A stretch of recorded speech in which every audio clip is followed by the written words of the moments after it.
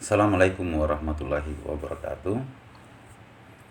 Di video kali ini saya akan menjelaskan tentang pemerolehan bahasa pada anak.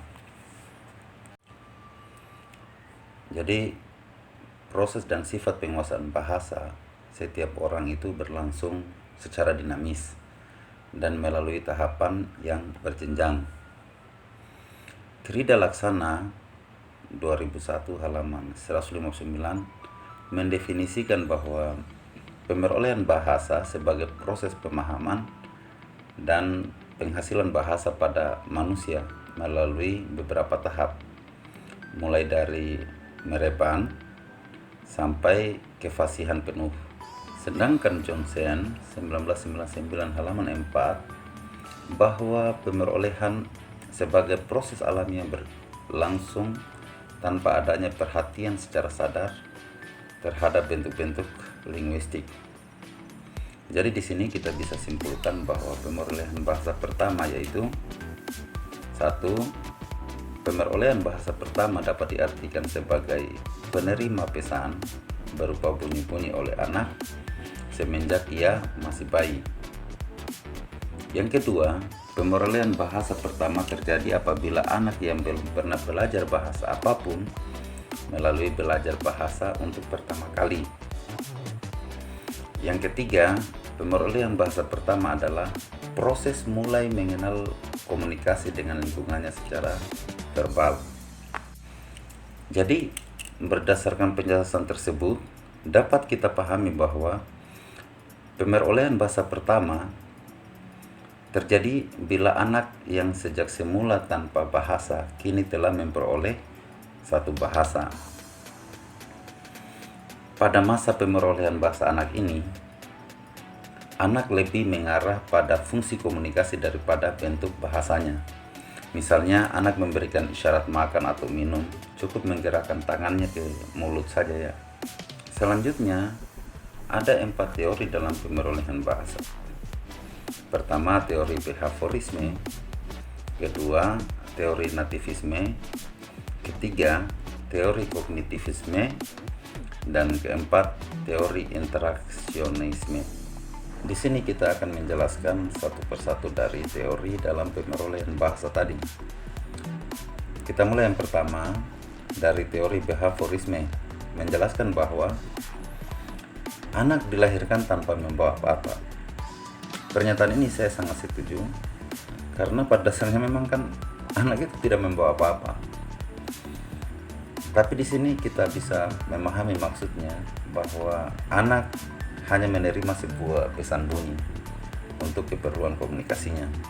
Selanjutnya yang kedua, anak belajar dalam bahasa imitasi, modeling, dan reinforcement. Maksudnya di sini anak menirukan semacam gerak-gerik yang dilihat atau spontanitas dalam merespon perilaku yang dilihatnya. Yang ketiga, psikolog behavioristik ini mengkaji perilaku linguistik dalam hubungan antara rangsangan atau stimulus dan reaksi atau respon. Memang kan secara umum anak mudah merespon dan mendapat rangsangan apa yang dilihat atau apa yang didengar. Selanjutnya kita masuk pada teori nativisme yang menjelaskan bahwa pertama, bahasa terlalu kompleks dipelajari dalam waktu dekat dan melalui imitasi. Yang kedua, setiap anak telah memiliki bahasa yang dibawa sejak lahir. Memang menurut teori nativisme ini terdapat sebuah tahapan yang dipelajari ya, atau terdapat rentetan waktu untuk mempelajari sebuah bahasa. Jadi anak itu mempelajari bahasa dari tahapan-tahapan yang terjadi ya, bisa berdasarkan internal, bisa berdasarkan eksternal. Selanjutnya teori kognitivisme. Jadi teori ini memang agak sedikit berbeda, karena menurut teori ini bahwa urutan perkembangan kognitif menentukan perkembangan bahasa. Kemudian teori ini juga menjelaskan bahwa dari lahir sampai 18 bulan bahasa dianggap belum ada. Ya, ini menurut teori kognitivisme. Saya sebenarnya penjelasan teori kognitivisme ini dari lahir sampai 18 bulan belum dianggap ada bahasa. Mungkin saya tidak sependapat, karena pada dasarnya kan bahasa itu adalah sebuah lambang bunyi, sehingga dari lahir itu sudah mendapatkan bahasa. Kemudian kita masuk pada teori interaksionisme yang menjelaskan bahwa pemerolehan bahasa merupakan hasil interaksi antara kemampuan mental, pembelajaran, dan lingkungan bahasa. Jadi dalam teori ini juga agak sedikit berbeda. Yang jelas dalam teori ini lebih menunjukkan perkembangan internal anak dan eksternal anak atau lingkungan bahasa yang didapat pada anak itu. Selanjutnya kita masuk pada tahap perkembangan bahasa anak menurut Piaget dan Vygotsky. Ini berdasarkan usia dan tahap perkembangan bahasa. Pertama, 0,0 sampai 0,5 bulan.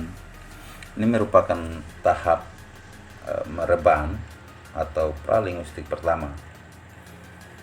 Jadi di tahap ini cara berkomunikasi hanya dengan cara menoleh, menangis, dan tersenyum. Selanjutnya tahap 0,5 sampai 0,5 bulan sampai 1 tahun itu merupakan tahap mereban atau pralinguistik kedua atau budding.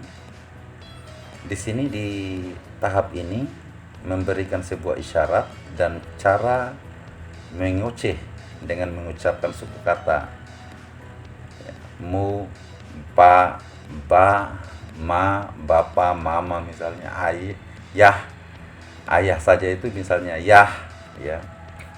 Jadi ini hanya sebuah isyarat, atau dalam tahap ini hanya sebuah isyarat atau suku kata saja. Selanjutnya 1 sampai 2 tahun. Ini adalah tahap linguistik pertama, ya, atau holofrastik yang terdapat pada kalimat satu kata. Di sini di tahap ini bisa mengucapkan satu kata, ya, jadi ucapan itu dikomunikasikan dengan isyarat dan tahu giliran berbicara. Misalnya mau, lagi, panas, ya. Jadi ada satu-satu kata yang sudah bisa diucapkan oleh anak. Selanjutnya 2 sampai 3 tahun, tahap linguistik kedua atau kalimat 2 kata. Di sini anak sudah bisa mengucapkan 2 kata, ya, atau kata-kata perintah. Contohnya mama masak, adik minum, papa pergi kemana, atau papa pergi kemana, sini, sana, misalnya, lihat, ya, dan lain-lain lah. Yang jelas masih banyak kalimat-kalimat yang bisa dipahami dari 2 kata atau kalimat 2 kata. Selanjutnya 3 sampai 4 tahun, tahap linguistik ketiga, ya, atau pengembangan tata bahasa dan telegraf, pitch, speak. Di tahap ini sebenarnya perbendaharaan kata sudah mulai berkembang, atau membedakan kata kerja dan kata benda itu sudah terlihat, dan sudah cukup sebenarnya menggunakan kata-kata depan, kata ganti, kata kerja bantu, membuat pola pesan pendek sependek mungkin, ya. Jadi di sini anak sudah mulai memahami perkembangan atau perbendaharaan kata yang sudah bisa dikembangkan. Selanjutnya 4 sampai 5 tahunnya, atau tahap linguistik keempat. Di sini sudah tata bahasa pradewasa. Di tahap ini memang sudah mampu menyusun kalimat yang kompleks, tetapi mereka masih membuat banyak atau sedikitnya kesalahan-kesalahan untuk diucapkan. Misalnya ayo nyanyi dan nari. Jadi memang ada semacam sebuah kata yang terpotong, atau misalnya pengurangan huruf, ya, pengurangan huruf atau bunyi atau intonasi yang masih kurang jelas. Dan terakhir, 5 tahun tahap linguistik kelima atau kompetensi penuh. Jadi di tahap ini anak itu sudah memiliki kompetensi yang memadai dan sudah banyak menguasai bahasa-bahasa lisan, bahkan sudah bisa berhadapan dengan lawan bicara yang sedikit agak dewasa, ya. Atau anak dihadapkan dengan tugas mempelajari bahasa-bahasa tulis pun sudah bisa diberikan. Selanjutnya kita akan masuk pada ciri proses belajar bahasa pertama dan kedua. Di proses bahasa pertama ini, di sini kita bisa lihat perbedaannya, ya. Jadi belajar tidak disengaja. Jadi bahasa pertama itu ya secara alami, ya, berlangsung. Kemudian berlangsung sejak lahir. Jadi dari lahir itu sudah diajarkan bahasa-bahasa pertama. Yang selanjutnya, lingkungan keluarga sangat menentukan. Jadi memang dalam lingkungan keluarga itu anak lebih cenderung berkomunikasi dengan keluarga, ya, orang tua, ya, bapak, mama, kakek, nenek, adiknya, atau keluarga-keluarga lain lah, ya. Yang jelas sudah bisa menentukan lingkungan mana yang bisa dikomunikasikan. Selanjutnya, motivasi ada karena kebutuhan. Jadi memang ada beberapa motivasi dalam bahasa anak itu yang bisa memungkinkannya. Contoh, orang tua harus sering berkomunikasi pada anak, sehingga anak mudah memahami apa yang dibicarakan dalam lingkungan luar. Banyak waktu untuk mencoba bahasa. Jadi kondisinya memang waktu itu sangat memungkinkan, karena bahasa pertama yang diperoleh dari bahasa ibu, ya. Jadi bahasa yang terdapat di area keluarga lebih memungkinkan waktu yang sangat luas atau sangat banyak. Terakhir, banyak kesempatan untuk berkomunikasi. Tentu karena pada dasarnya ketika anak itu lahir langsung berkomunikasi dengan orang tuanya atau keluarganya. Kemudian bahasa kedua, di sini kita sudah bisa lihat perbedaannya, ya. Jadi belajar di bahasa kedua ini sudah disengaja. Jadi anak itu sudah mampu belajar sendiri ketika sudah masuk tahap atau keluar dari lingkungan keluarga. Kedua, berlangsung setelah belajar berada di sekolah. Jadi lingkungan-lingkungan sekolah juga sudah sangat menentukan.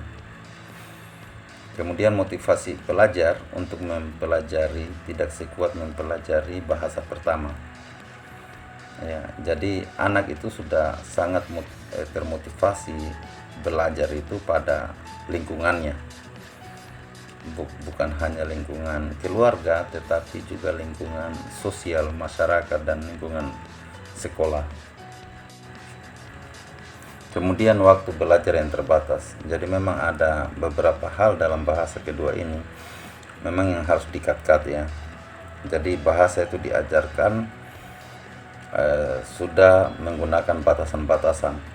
Batasan yang dimaksud adalah batasan kesopanan untuk berbahasa, atau batasan bahasa yang memang tidak sesuai dengan lingkungan sosial atau lingkungan masyarakat itu sendiri. Kemudian pelajar tidak mempunyai banyak waktu untuk mempraktikkan bahasa yang dipelajari. Jadi memang bahasa itu sudah sangat dibutuhkan dalam lingkungan sosial atau lingkungan terpelajar, ya. Jadi ketika berada di sekolah sudah harus memahami bahasa apa yang digunakan. Kemudian berada di lingkungan keluarga sudah harus memahami bahasa apa yang digunakan. Kemudian bahasa pertama mempengaruhi proses belajar bahasa kedua. Tentu karena bahasa pertama itu adalah bahasa yang dikomunikasikan oleh orang tua. Jadi akan terbawa pada bahasa kedua yang sudah masuk pada pemahaman berbahasa anak. Jadi anak itu sudah memahami bahasa-bahasa yang telah diajarkan dari bahasa pertama tadi. Kemudian disediakan alat bantu belajar. Disinilah kreativitas orang tua ya untuk mendidik anak, atau bisa jadi kreativitas sekolah untuk menyediakan alat bantu belajar. Jadi banyak media-media yang harus, atau banyak alat-alat bantu yang harus digunakan oleh orang tua atau oleh guru. Kemudian ada orang yang mengorganisasikan bahasa anak ya. Jadi di sini juga kita bisa melihat ada proses tahapan dalam pengorganisasian sebuah bahasa. Jadi anak itu pada dasarnya kan masuk pada bahasa orang tua, bahasa keluarga, kemudian bahasa lingkungan, kemudian masuk pada bahasa terpelajar atau bahasa sekolah. Jadi di sini memang orang-orang yang sudah terorganisir seperti misalnya orang tua atau di lingkungan keluarga, bisa jadi juga guru atau di lingkungan sosial. Selanjutnya kita masuk pada strategi pemerolehan bahasa pertama dan kedua. Di bahasa pertama ini ada sebuah imitasi atau menirukan. Jadi memang dalam proses bayi ya, dalam proses masih bayi atau balita, anak itu masih menirukan apa yang dilakukan oleh orang tuanya atau apa yang dilakukan ibu atau ayahnya. Jadi mereka hanya bisa menirukan apa yang bisa kita gerak atau apa yang bisa kita ucapkan. Selanjutnya produktivitas. Ya, produktivitas ini melalui sarana komunikasi, mimik gerak atau isyarat ya, seperti menirukan tadi. Jadi anak-anak itu bisa melakukan produktivitas melalui sarana komunikasi, mimik gerak atau isyarat-isyarat yang diberikan oleh orang tua. Kemudian respon atau umpan balik atau feedback ya.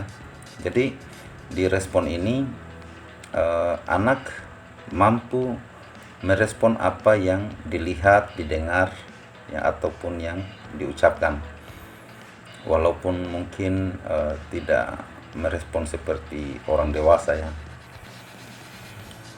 Kemudian prinsip operasi pembentulan ujaran. Jadi ada tahapan di situ. Anak itu bisa mempunyai tahapan dalam proses-proses perkembangan dari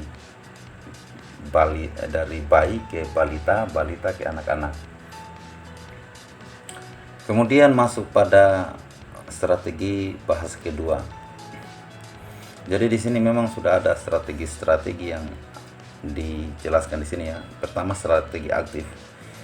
Jadi keaktifan itu diperlukan untuk memacu kecerdasan anak dalam berkomunikasi. Kemudian strategi empatik ya, berupa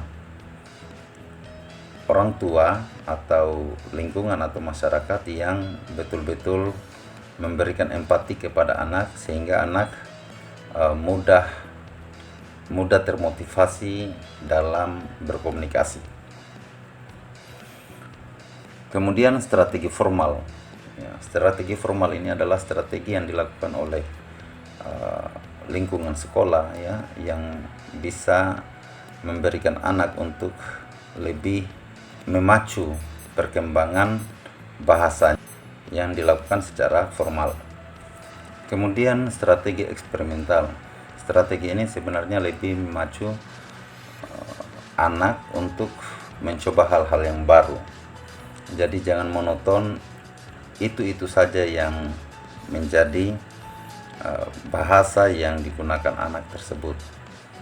Yang jelas strategi eksperimental ini adalah hal-hal yang baru yang dilakukan oleh orang tua, guru, ataupun lingkungan yang bisa memberikan kemajuan dalam pemikiran anak. Kemudian masuk pada strategi semantik. Strategi semantik ini adalah strategi yang memang harus diberikan kepada anak untuk menunjang pemikiran atau perkembangan bahasa anak, memahami makna dari suatu bahasa. Jadi bagaimana orang tua memahami bahasa anak dan guru bisa memahami bahasa anak tersebut. Kemudian strategi praktis. Strategi praktis ini adalah strategi di mana anak lebih cenderung memahami dan mengerti bahasa-bahasa yang sederhana. Sehingga dari bahasa sederhana itu anak dapat mencerna apa yang dibahasakan. Kemudian strategi komunikasi ini sangat penting. Kenapa? Karena di strategi komunikasi ini anak harus lebih berinteraksi kepada lingkungan keluarga, sosial, dan lingkungan terpelajar atau sekolah ya.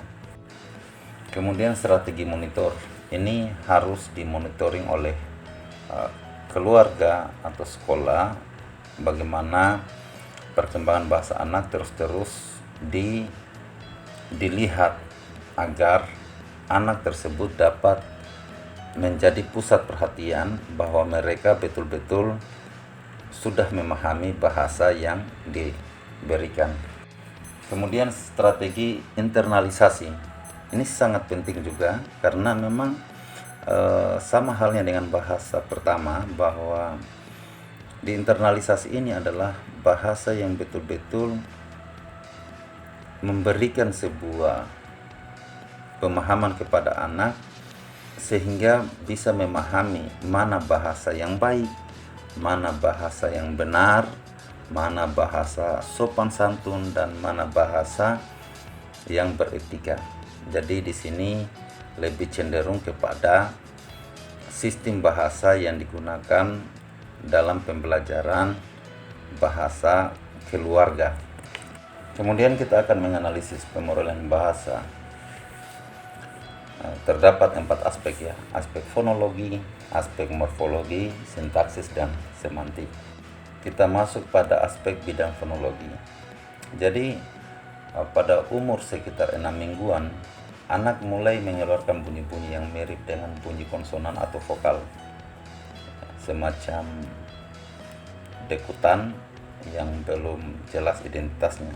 Yang jelas mereka hanya bisa memahami bunyi-bunyi yang mirip dengan konsonan atau vokal-vokal yang mudah diserap oleh anak. Kedua, anak menggunakan bunyi-bunyi yang telah dipelajarinya dengan bunyi-bunyi yang belum dipelajari. Misalnya menggantikan bunyi L yang sudah dipelajari dengan bunyi R yang belum dipelajari. Selanjutnya pemodelan bahasa dalam bidang morfologi. Jadi di dalam bidang ini pada dasarnya pada usia 3 tahun anak sudah membentuk beberapa morfem ya, yang menunjukkan fungsi gramatikal, nominal, dan verbal yang digunakan. Ya memang sih ada sedikit kesalahan gramatika sering terjadi pada tahap ini, karena anak masih berusaha mengatakan apa yang ingin dia sampaikan, dan anak terus-terusan memperbaiki bahasanya sampai usia 10 tahun. Kemudian pemodelan pada bidang sintaksis. Di dalam bidang ini, pengucapan satu kata atau bagian kata bagi anak sebenarnya kalimat yang sangat penuh menurut mereka ya. Kemudian anak-anak juga bisa mengembangkan tingkat gramatikal kalimat yang dihasilkan melalui beberapa tahap. Ya seperti tadi ya, yaitu tahap imitasi atau meniru, melalui penggolakan, melalui penyusunan dengan cara-cara menempatkan kata-kata secara bersama-sama untuk membentuk suatu kalimat. Inilah yang disebut dengan bidang sintaksis. dan terakhir pemerolehan bidang dalam semantik. Jadi di bidang ini sebenarnya anak menggunakan kata-kata tertentu berdasarkan kesamaan gerak, ukuran, dan bentuk. Misalnya, anak sudah mengetahui makna kata jam ya. Awalnya anak hanya mengacu pada jam tangan orang tuanya. Namun kemudian anak itu bisa memakai kata tersebut untuk semua jenis jam ya. Oke, saya kira itu saja pembahasan pemerolehan bahasa pada anak. Sebelum saya akhiri, untuk tugas minggu depan mahasiswa, silakan buat video pada anak-anak, bayi, balita, atau anak-anak. Kemudian setelah membuat video itu, silakan jelaskan ini bahasa pemerolehan bidang apa. Apakah bidang fonologi, morfologi, bidang sintaksis, atau bidang semantik. Ya, saya kira itu saja penjelasan saya kali ini. Saya akhiri, billahi fisabilil haq fastabiqul khairat. Assalamualaikum warahmatullahi wabarakatuh.